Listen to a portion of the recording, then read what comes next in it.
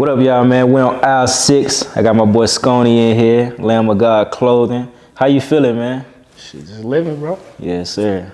I appreciate you coming to rock with me. Like I told you, you the first clothing brand I got on here that's rocking with aisle 6, man. So, like I said, I definitely appreciate it, man. You early on again.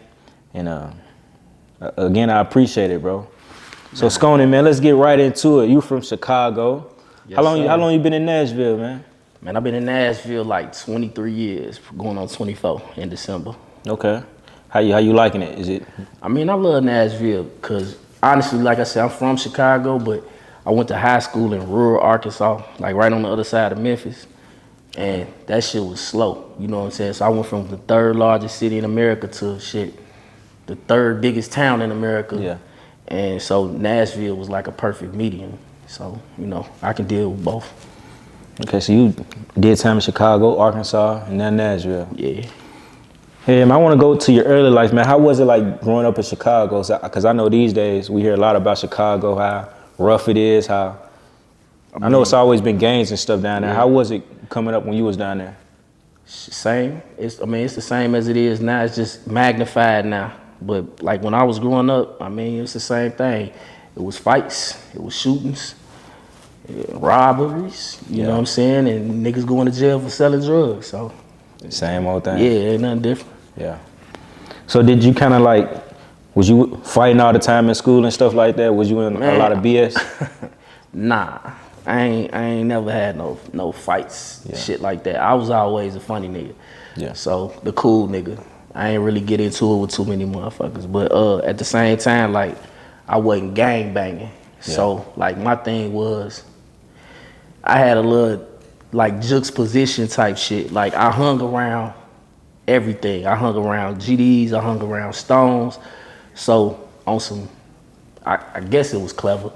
So gangsters, GDs, they bang they shit to the right. Yeah. Stones bang they shit to the left.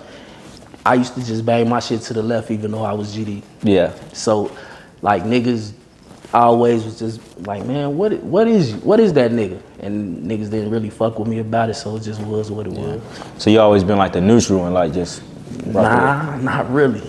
Like I've been folks, you know what I'm saying? Yeah. But you know what I'm saying? Like niggas just never, I guess I wasn't a threat.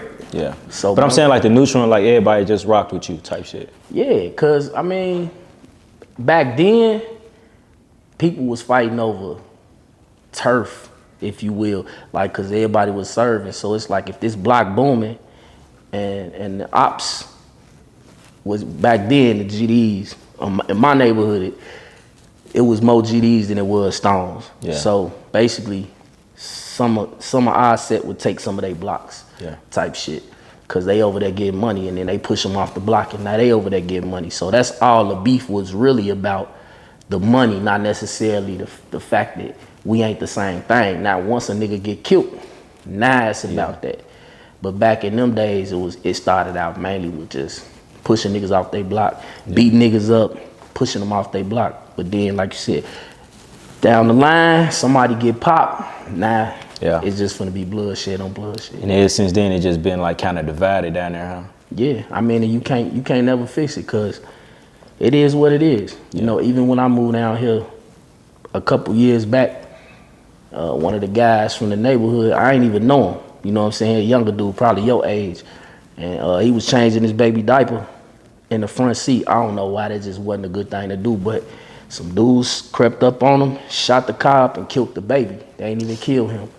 And that made me want to go to the crib, you feel me? Yeah. Like, just because it was a baby. Like I said, I ain't even know, bro, but he from the area, and it's just like, you know, them guys or whoever did it, and it's just like, that's what keep the, it ain't never gonna stop because of stuff like that. It's never gonna stop, man. Like, we can try all we want to, but it's like it's never gonna stop, bro, because everybody just, once bloodshed, like you said, it's hard to let that go and just try to push peace. Because everybody's trying to say, well, you eat it. Nah, nigga, you eat it. Well, we both eat it. And I mean, even if you can agree to it, like what it would take to kick it back off, you know what I'm saying? Piss them off one time and that's all it takes. Back going. The smallest thing.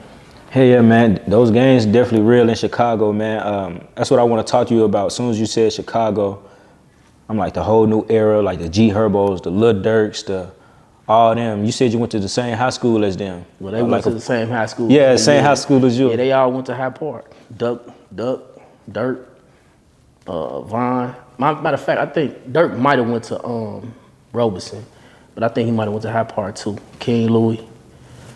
Yeah. Shit. Most of them young dudes that's rapping, Chief Keef, they all slid through Hyde Park. And that's the one right beside O Block, correct? It ain't. It's a little further than that from O Block. It ain't quite walking distance, but yeah, you can hop on one bus, go straight. It's straight up. It's on 63rd. It's right off 63rd.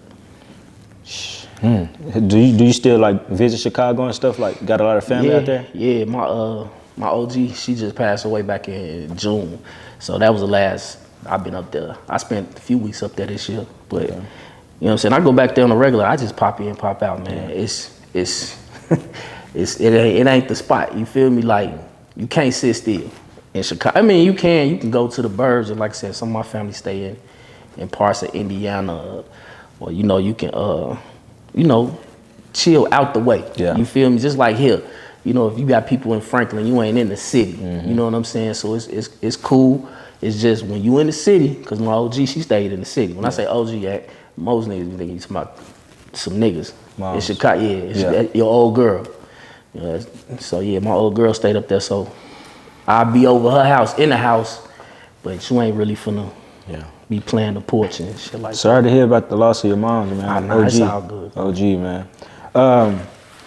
Hell yeah, I remember I had a family reunion down there not too long ago, like a few years back.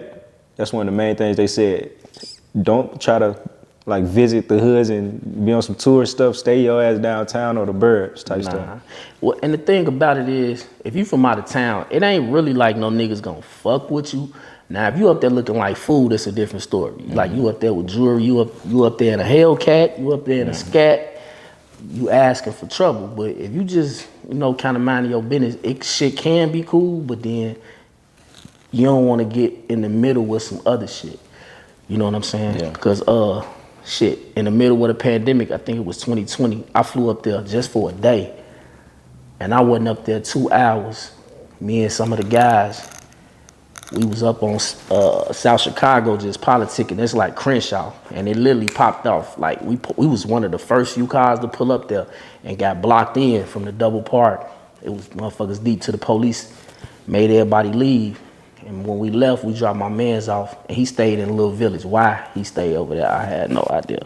But Little Village is the Mexican neighborhood. Yeah. You feel me? So it ain't nothing over there but like Kings, Latin Kings, and they don't fuck with niggas. Period. Like, period. Like, fuck, I don't give a fuck what gang you in. If you black, they finna fuck with you, and that's what happened. I'm asleep in the passenger seat, wake up, motherfuckers dumping on the car. And shit, we end up crashing. You know what I'm saying? And like I said, I hadn't been there not 6 hours. You know what I'm saying? That's how my trip started off. It's real down in Chicago. Yeah, it is what it is. So, man, I lost a lot of homies coming up in Nashville. And did you deal with that coming up a lot too? Like, did you lose a lot of homies? Or? No. And the reason being, like I said, I ain't really fuck with a lot of niggas. And the dudes I did mess with, I tend to, like, I was a DJ, so I tend to mess with niggas that did music. Yeah. Now, the irony in that is, back in the day, like, all the DJs was gangbangers. Not like gangbangers, like hardcore gang, but they was affiliated. You know what I'm saying? DJ Milton, shout out to Milton. He just got out the pen. He just did about 20 for a murder. You know what I'm saying? He was one of the biggest DJs. Milton, Dion, Sluggo, and they was gangsters. You know what I'm saying? That's who gave me my start, DJ Sluggo. I did my first mixtapes at his crib, but niggas didn't gang bang, you feel me? But motherfuckers affiliated and they'll get, they'll bug up on your ass, sure. But I lost one homie growing up, and that was my nigga Dred. He died, he was at 99. And that was some inside robbery type shit. Somebody we know, or he knew.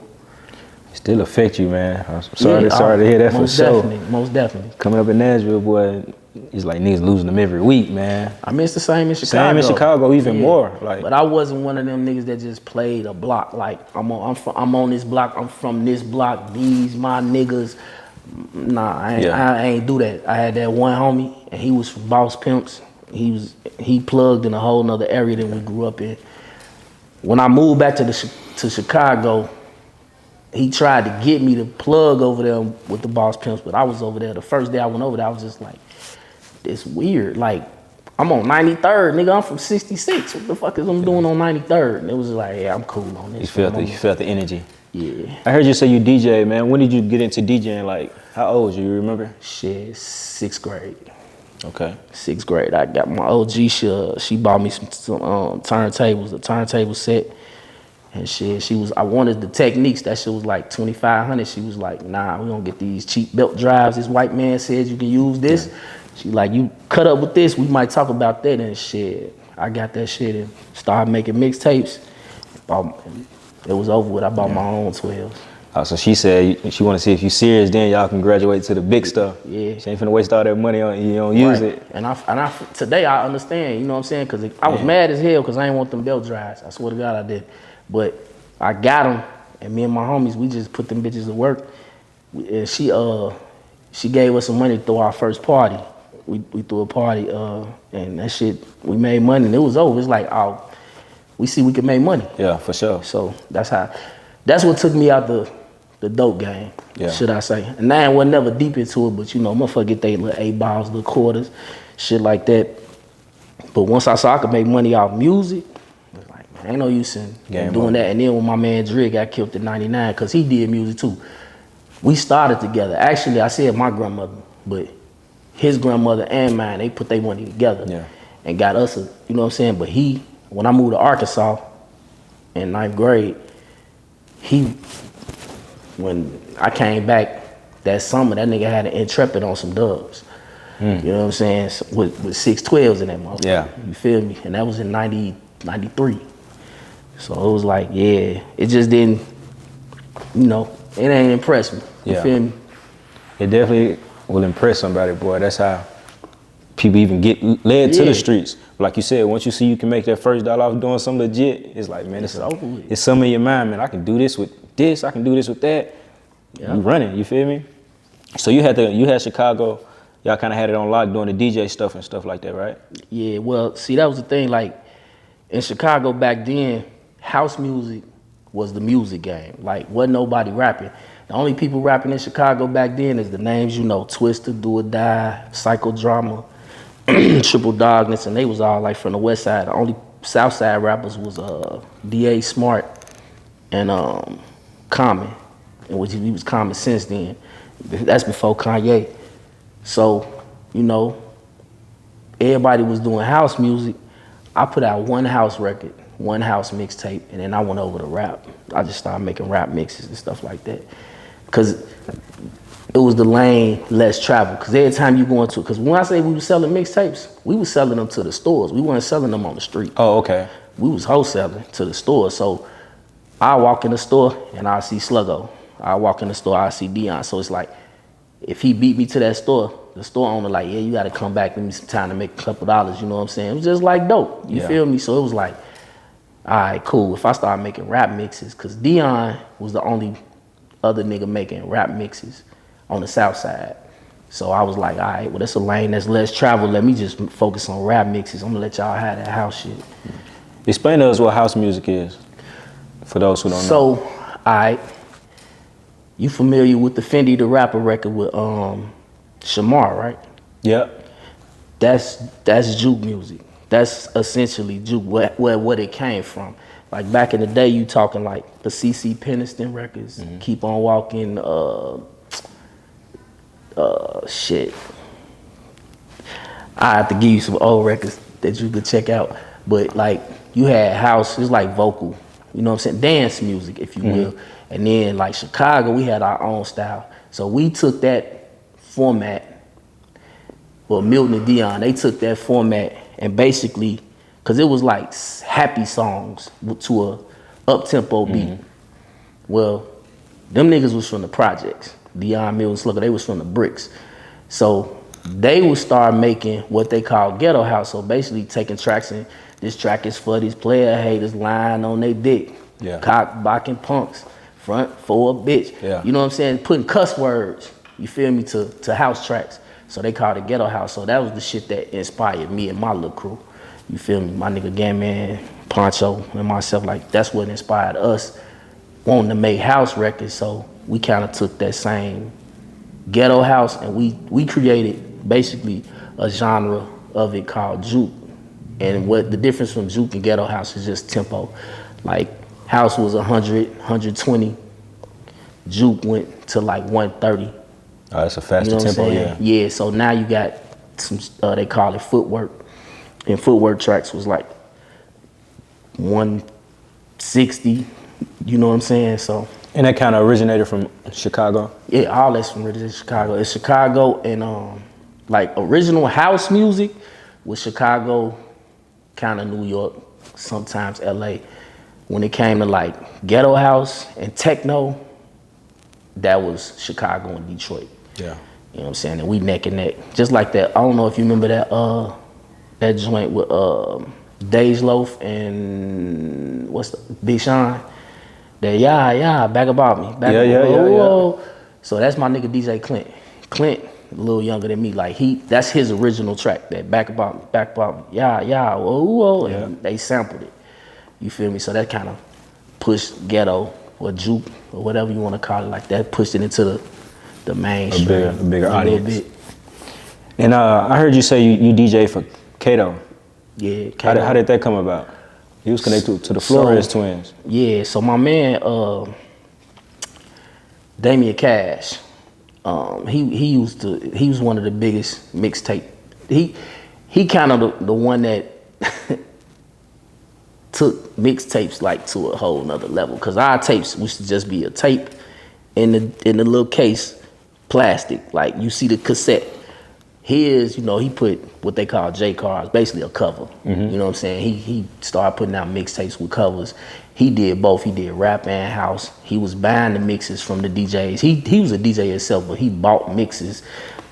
Like he literally turned it into a business. You know what I'm saying? Like he ain't got time to make mixes, so he'll buy a mix from me, buy a mix from Gant, and put them shits out. So he just, and then he was the one buying Navigators and Tahoes, you feel me, putting, looking like a dope dealer. Yeah. And so what happened was, that was just his mentality. Like he just always wanted to be in that mix, right? I didn't really care about it, but he used to always say, hey, let's go play basketball at Hoops, which was a gym over by Harpo Studios. And R. Kelly used to be there a lot, like damn near every day. And that was literally why he wanted to go. He was like, let's go out there, bro. R. Kelly, like on some groupies. That's how I felt about it. I'm like, man, that's some groupie shit. Like, I don't care about that shit. But he just wanted to be in that mix. And he went up there one day and he was playing with R. Kelly and the niggas, you feel me? And the twins was in a adjacent gym. And they needed somebody to play, and he looked Mexican, so they was like, yo, come on, play with us. And he went and played with them, and after it was all over, he gave them some mixtapes, and they was just like, man, what you do? You know what I'm saying? And he like, I sell mixtapes, but they just like, y'all, this nigga lying, you know what I'm saying? And that's how they got together, and then he ended up getting with Kato, and they formed a record label together called De Niro Records, and basically. Everything Ryan did, his real name was Ryan, but Damian Cash, like everything he did, he would always include me, my nigga Gunman, Poncho. Solid. Just bring us in whatever he got going on, see how we can fit in the fold. So you say R. Kelly used to be at the basketball court, just hooping? Every day. So y'all ran into him a lot? Yeah, man, I didn't go that much, man. That shit was $100 an hour. Play basketball? Yes. I mean, that's how you keep the riffraff out. You feel me? Like I said, Kels be up there, dope boys and shit. Oh, so you had to pay to play. It was free, but they was just charging to play. You had to pay. It was a paid gym. $100 an hour, bro. Yeah. Each person. Yeah. So this when R. Kelly was at the height of his career. He was just up there chilling. Yeah. This is like 2099, 2000. Man, how was it like seeing him though? I know you said you went on no groupie stuff, but still, that's R. Kelly though. That's the thing. So back to me going to Hyde Park. So Hyde Park High School, our rival high school, was Kenwood, and that's his alma mater. Okay. So Kels used to be in front of Kenwood. You know, when they hit him with that, talking about he talked to young girls, like that's been true. Like he used to go back. Let me not throw Kels under the bus like this ain't no Chicago shit. That was a thing. Like niggas would graduate high school because you wasn't really the man when you was in high school, and now you getting come back. Right. You spin the block. Now you picking up the girls from high school and your ass 24. Yeah. You feel me? So he was doing that. Everybody was doing. He just was a celebrity. But nah, I used to see him at Kenwood all the time because Kenwood had the baddies. You know what I'm saying? So we'll go through Kenwood and that nigga be outside in the Jeep with all the girls. Oh, R. Kelly, man, Chicago. Yeah. I forgot about him till you brought him up. I'm like, Chicago. R. Kelly show is from Chicago. Yeah, I heard you bring Southside. up Kanye West, Common. Yeah. Hey, did you run into them? Have you ever run into them? I ain't never ran. Yes, I'm lying. Kanye. I ain't ran into Common. I ain't never ran into Common. But I done ran into Kanye. Kanye, I used to run into him at Evergreen Plaza. That was their little hangout mall. And back in the day, before he left Chicago, he had a group called the Go-Getters. And he was a producer and a rapper, you know what I'm saying, with the Go-Getters. And that's how I met him. I met him at the mixtape store in Evergreen Plaza. Him and, I forget his little homie name. Damn. Bro, I always be saying it. Yeah, it's on tip of your tongue. But yeah, I done met Kanye. And actually I met Kanye again with Young Bird when he was Iceberg. Yeah, he from Chicago too. Yeah. I remember when he got the same story he tell everybody. Like it's crazy because I never thought he would have told nobody that about him getting sent to boarding school and all that. Okay, I didn't hear that story. Yeah, cause like his mom and them got him that deal with DMX, and basically he tell a story a little different. He went to get a deal with Kevin Liles. He went in Kevin Liles' office. At the time, Kevin Liles was with Def Jam, and DMX had signed to Def Jam. So how you in my office trying to get a deal with me, but you signed to my artist? So that's how DMX found out. And he sent his ass back home, you know what I'm saying, from New York, because he was staying in a condo with Kanye at the time. You know what I'm saying? This before Kanye got with Rockefeller and shit. But he got sent back, and because he got sent back, you know what I'm saying, his people, like he tell the story like his mama had him kidnapped. And that could be true too, but you feel me? Like they sent his ass to a boarding school, military school or some shit like that. Chicago definitely got a lot of history, a lot of superstars, man. Yeah. I mean, and it used to feel like it was a big ass city until social media came out and kind of shrunk the city, because it's like, damn, I ain't know such and such connected. You feel me? Because I done been around pretty much not every rapper. I ain't never really know Twister, but you know how I done been around the flick, Crucial Conflict a lot. You know what I'm saying? From being down at Mike Dunn Studios, different D's, like everybody related or fool with somebody. So it's just like that 6 degrees of separation. You can just like Nashville. It's kind of it's big but it's small. Everybody knows everybody. And somebody knows somebody. You can touch buck. Like you just gotta make 2 phone calls and you can if it makes sense. You feel me? And it's the same with Chicago. Yeah. So what's the major difference from Chicago and Nashville, you feel?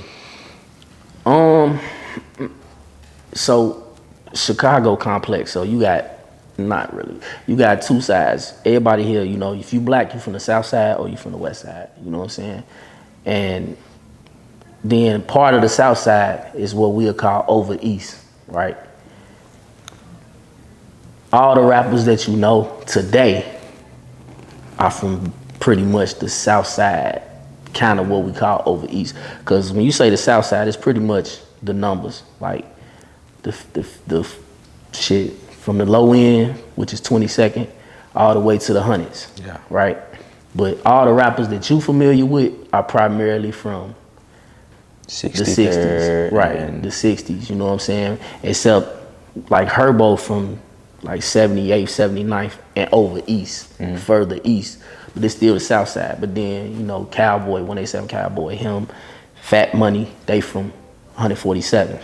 They from Calumet City. That's like Antioch. Yeah. You feel me? So, but with that being said, then you got West Side rappers. So let's talk about it. I don't know if you're familiar with Lil Fo. I'm familiar with him. West Side artists. Do you see the difference? You know what I'm saying? Yeah. Like, and it's another dude, I can't think of his name right now. But he came out kind of before Lil Fo. Lil Fo was popping. But the other dude, I can't think of bro name, but he kind of had a buzz and he kind of just died. They music's different. West Side, South Side is different, bro. Like I got a lot of West Side homies. Shout out to my West Side niggas, but like South Side more on like a drill type or it's all drill, just well, like back in where it came from, like back in the day, the South Side was gang banging more than the West Side. The West Side, they got gangs, but they was getting money. Yeah. That was the thing. Like you talk about West Side, South Side, West Side niggas like, nigga, we getting money. We ain't got time to gang bang because they was selling heroin. You will see a motherfucking 12-year-old with a Benz fucking around out west. Real talk. Really getting money. Yeah, really getting money. The only motherfuckers getting money like that on the South Side was the BD twins from the Calumet building, and that's what got them fucked up because they pulled up them Bentleys in the projects and it was over with. Being flashy. Feds came quick. You can't do that in a small town. Well, not really a small town, but you can't do it nowhere. You really can't do it nowhere, man. You too loud. Not without being legit. Yeah, you feel me? Too loud. Like you got two Bentleys in the projects, and it's a dope line right there. Yeah. You feel me? Nah, it ain't gonna work. Yeah, we know what you're doing, buddy. So, how you feel about the new Chicago, man?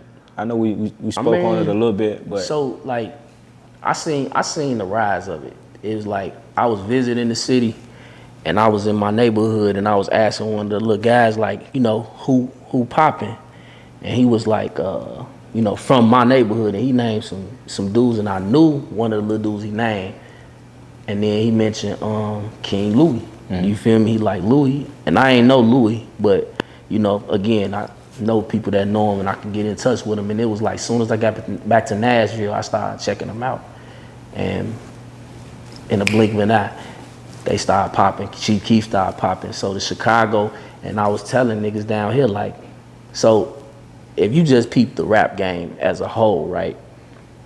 Always, whoever controlled the lingo, controlled the game. Atlanta was at the top at that time. But what Atlanta kind of got smart, you know, they kind of give Drake this credit as being this, having a hip hop IQ, if you will. But Atlanta and Future, I give Future the credit. Like, they knew to steal Chicago lingo.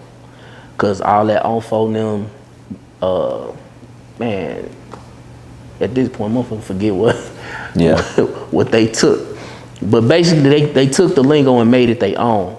Being the first to put it out, that's what kept Atlanta in control of the game, if you will. You know what I'm saying? Yeah. Like ops. Like, I remember when niggas first started ops. saying that, because, you know, ops is opposition. And it's just like, the word's so generic today to like everybody in America say, fuck the ops and this and that. And it's like, that's some Chicago shit. That was naturally some Chicago shit. Phone them and like to the point, it's folks them, right? That's where the shit really come from. Folks them, and some of the folks corner hustlers would say on phone them. You feel me? But now, like G Herbo be saying on phone them. Man, he a stone. Yeah. So it's really on Mo them. It's just lingo. If you want to, but he just niggas just doing what they do. You know what I'm saying? But that's what I'm saying. That's how generic it is. You feel me? But I mean, shout out to the young niggas in the city, because back in the day, man, I ain't gonna lie, I just felt like Chicago rap wasn't good. Yeah. You feel me? But Durk broke through, Herbo broke through. Herbo was the first one that I was really fucking with. When he dropped Phaserland, like, that's when I was like, yeah, Chicago. I rock with all them guys, man, but Chief Keef, he brought the Chicago wave, bro. He came through the door, he busted open for all them, man. Me and my brothers, we talk about this all the time. Like, Chief Keef came with the wave, like the True Religion jeans, like, and just seeing him being so young, bro, he got the deal, and he was just shooting his house. man, he just changed the whole game, bro. Cause now you see a lot of people just doing run and gun videos, like even the NBA young boys shooting in their house. He just came and changed the game. He made the young dudes believe. And the thing about it, what people don't know, so what really got Chicago on, and most people, that's what I be saying, people need to take notes, cause what got Chicago on is D Gaines. You familiar with who D Gaines is? I'm familiar with that name. So basically, he was a rapper. I would have to say he wasn't that good, and this ain't my opinion. You know, his career never came off, but because he wanted to, you know, have videos, he learned how to shoot. So basically, Bang Bang, all them Chief Keef videos you mentioning. Okay. He shot them all. D Gaines shot King Louis, Durk. Yeah. First video, you know, he was shooting everybody videos. You know what I'm saying? So, cause it was like, you know, that was that transition where it was like people was finding out that, you know, it ain't that hard to shoot a video, but he was the first one. So he had it cracking. You feel me? And then he kept trying to rap, cause it was one of them things like you see all these videos he shot, then he dropped a video, and it's like, you know, bro, you missing your calling, bro. Yeah. Like, just stick with the camera. Like, you could rap, but focus, you know on the camera. Yeah. Keep putting niggas on. You know what I'm saying? I don't know how all that, you know, fell off as far as with all of them, but naturally more people started shooting. I don't know if you're familiar with Pappy. Yeah. Like Pappy would have been the next Chief Keef. He was the South Side, and that's another thing. Like the gang shit is really what made Chicago not be what Chicago could have been.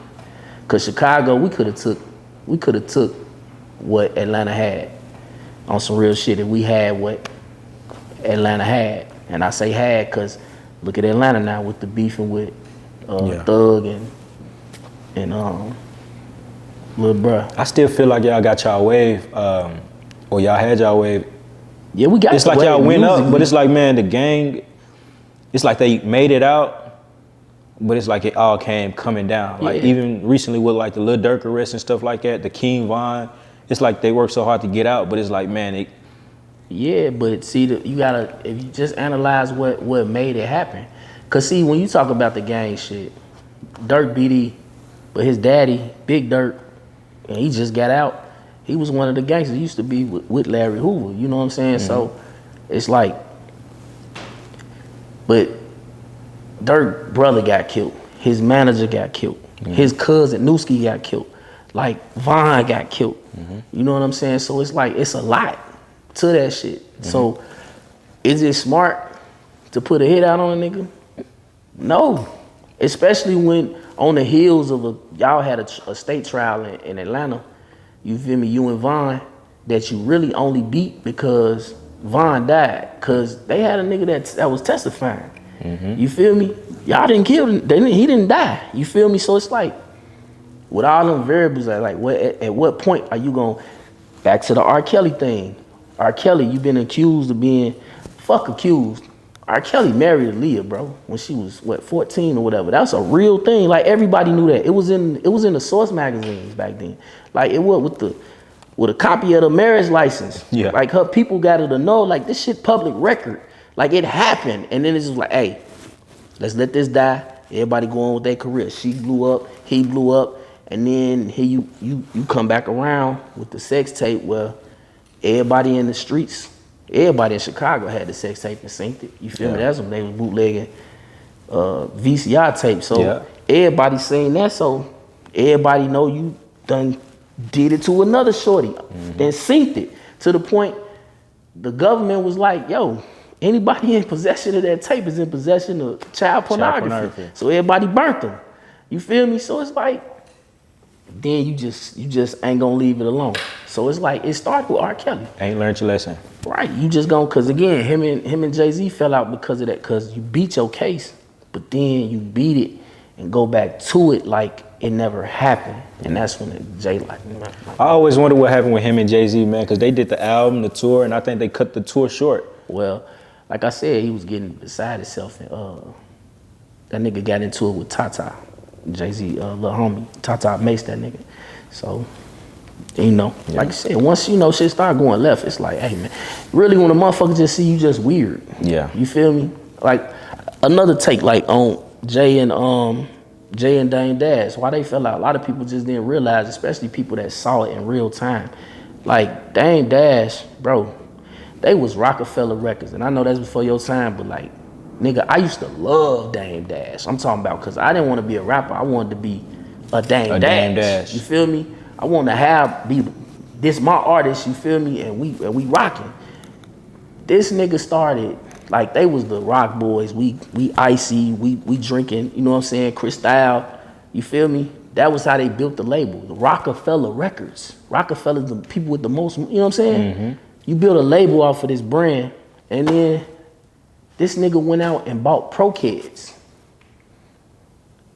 Pro Kids is like motherfucking Pro Wings. Yeah. You feel me? Like, that don't go together. Like, so what, we finna start rocking Pro Kids, bro? Yeah. That was the biggest strike one that nobody ever like caught on to. Like, they did the Rockaware. That shit wasn't that raw. But then you want to pair Rockaware with Pro Kids. Pro Kids. I guess he thought they like influence or have everybody rocking them. That's what he was thinking, but 50 Cent did it with Reebok. And how fast did he let that shit go? Yeah. You see what I'm saying? Sean, he had a Sean Carter. No, Jay-Z had a Reebok too. The S. Dot Carters. Yeah. They was literally the same shoe. The G units and the S. Dot Carters was the same shoe with a different tag on it. That's what I'm saying. So they kind of poked around with the signature shoe, and then we went from signature shoe to Pro Kids. It's like, dang, like you just see how we partners, right? Me and you partners. Yeah. But I just keep coming in with new ideas and not ideas. I'm not bringing you ideas. I'm bringing you, look what I just bought. Yeah. You feel me? It's like, sounds like, nigga, that's your thing. But you gonna make, if I'm tied to you, that's tied to me. Yeah. So, and if you notice, Jay-Z, if anybody just been paying attention, he ain't the loudest nigga about stepping away from something. Cause I don't gotta announce, hey y'all, just so you know I don't fuck with Dame Dash no more about myself. That's just what he did. And then you can keep buying Pro Kids or whatever. Do whatever you want. Weird shit you want to bring to the table. Yeah. You don't need my permission no more. Clearly you ain't need my permission, you know what I'm saying? And then he started playing chess. You know, they sold the label, you feel me? This way we like a marriage. We gonna get rid of the house, you feel me? But part of it, what about the furniture? Well, the furniture is, that's my baby, cause that's, you know, the first album. You feel me? And then, all right, well, cool. We'll just own it. The label will own it, but you know how the law go with that shit. It reverts back to the artist. So like Dame Dash trying to sell Rockefeller Records right now, but cause you trying to sell it with reasonable doubt. Yeah, percentage of that. But in a year, it reverts back to Jay-Z. So whoever bad, you gonna be able to say, I own Rockefeller for 6 months. Yeah, it ain't gonna be worth it. Who gonna pay for that? Yeah. So it's just this. Yeah, man. We talked about those brands. I see you got your brand on, Lamb of God. How hard is it to like break a brand, man? First, I want to say, how did you get started with your brand? Man, main thing is like I told you, it was an idea. It was something I wanted to do. You know, growing up in Chicago, me and the dudes I hung out with, you know, we always was trying to be fresh. Back in the day, we used to call it busting dicks. So we always wanted to come to school fresh, you know what I'm saying? And like back when we was grabbing shoes, we would always swap out the shoestrings ASAP. Like they come with white strings, throw some red, you know, whatever the other colors in the shoes, just to be different. You know what I'm saying? We used to go to Foot Locker, you know, shoes drop on Saturday, we getting the motherfuckers Thursday night, Wednesday night paying extra. So we could have them in school before everybody have them Monday. You feel me? So that's just always been a thing. So I noticed like everybody buy Jordans. So for the past 4-5 years, we was talking about Jordans. I buy Jordans and just put them in the closet. Cause you already know Nashville, like you go to Vibe, everybody got the same shoes on. Sometimes with the same shirt that matched, that was on the mannequin type shit. And it's like, nah, never. So I just buy mine and put them in the closet. And I pulled something out for 2 years ago that came out. Niggas be like, hey, bro, I had them. I know yours dirty.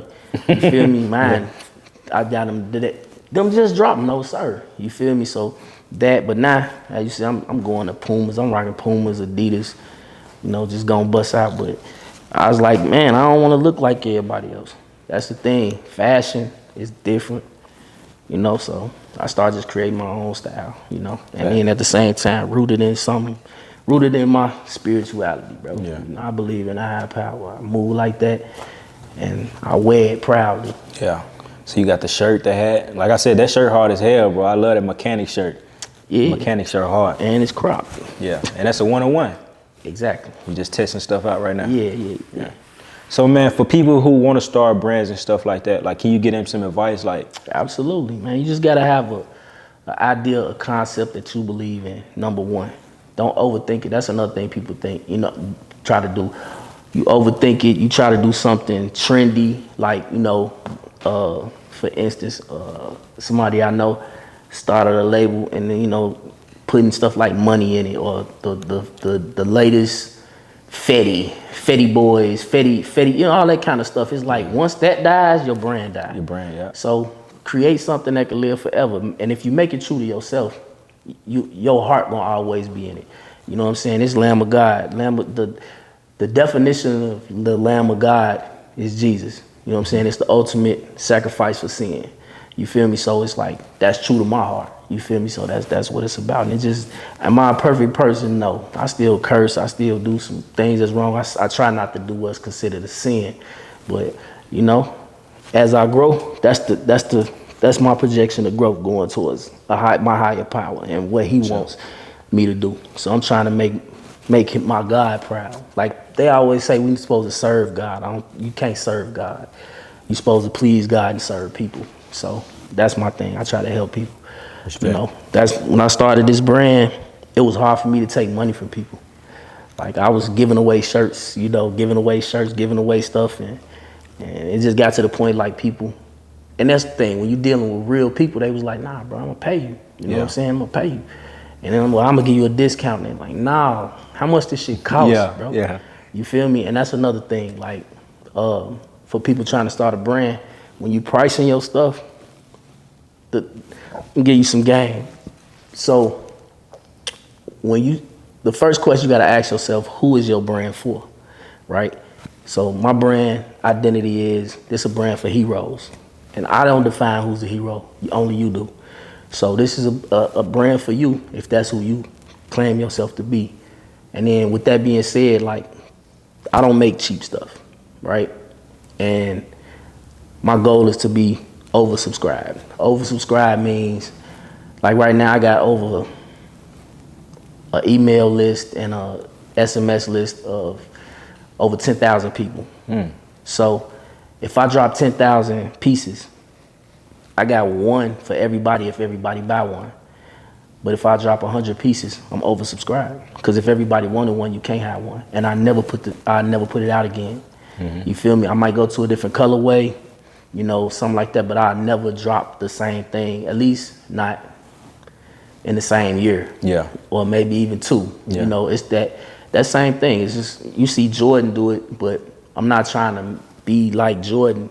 But at the same time, it's just like, once we do it, we done with it. You know what I'm saying? Which also is a reason I can pop back out with it. Like, if I made this year, I can pop this back out next year, because nobody else got it anyway. Exactly. You only know it's old if you around me, you know? So until I'm famous, I can wear this every day if I want to, like a uniform. Yeah. You know? And that's what I would advise somebody to do, like, wear your stuff. Wear your stuff and post it. Like, that's another thing I had to do. Get out of my shell, like, every day. Well, not every day, but I try to post something, like, every day, a piece, put my clothes on, even when I'm not, like, in my clothes, because I don't just wear my clothes, but, you know, I get dressed in front of people and style and act silly and, you know, live your life, man. But you are the brand. With social media these days, like, that content is so important, bro. It's called personal branding, and that's exactly what it's about, personal branding. Because, I mean, Al 6, I couldn't think of the name of that to save my life. You feel me? I had to go to your page and then peep it. Because the brand is 615 exclusive to me. Because I know you, I know this your thing. That's what it is. You feel me? But that's how you doing it. You already burned in most people's head. You feel me?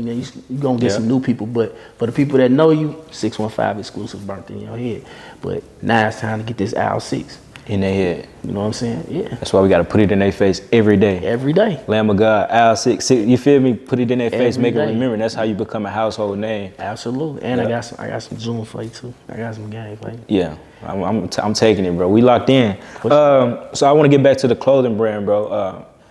Because I used to play around with it in high school and stuff. And that's one thing I always kind of did good with is like trying to make stuff marketable to the world and not just going off trends. Because like you said, it could be here today and that tomorrow. Like once you put that, people be having clothing lines, money team, or you feel me? It's not marketable to everybody. I mean, it could be, but like when I was thinking of Al 6, like it's marketable. But notice I said that. I said you want something with universal appeal. Yeah. That's true, but you don't want something for everybody either. Mm-hmm. You don't want everybody. That's the thing. You don't.